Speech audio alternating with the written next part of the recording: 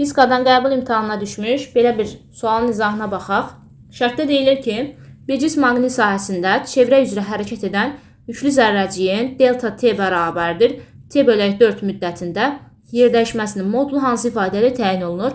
Biz çevrə üzrə bərabər sürətli hərəkətdə bilirdik ki, əgər zaman periodun 4/1 hissəsidirsə, yəni delta t bərabərdir, t bölək 4-dürsə, bu zaman yer dəyişmə s bərabərdir, r vurulsun kökdəki ilə hesablanır.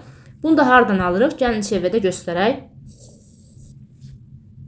Tutaq ki, bu çevrəmizdə A nöqtəsindən B nöqtəsinə cisim saat əqrəbi istiqamətində hərəkət edərəkdən çevrənin 4/1 hissəsini hərəkət etmişdir.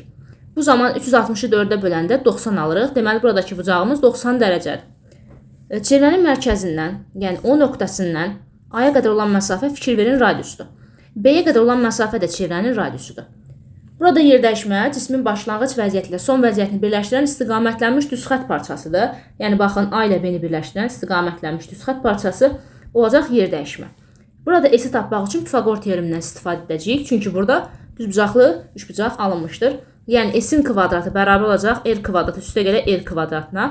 Düzbucaqlı üçbucaqda hipotenuzun kvadratı katetlərin kvadrat cəminə bərabərdir.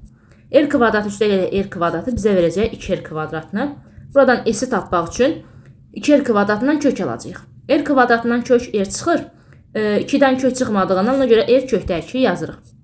Gördüyümüz kimi burada yer dəyişmə S bərabər oldu R kökdə 2-yə.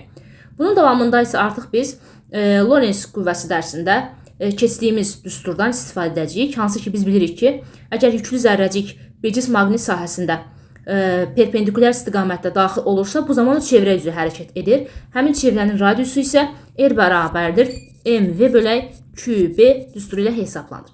Gətirib bax, burada yerinə yazsaq, S bərabər olacaq, kökdə 2 vurulsun mv bölək qb-yə. Cavab da A bəndə olmuş olacaq.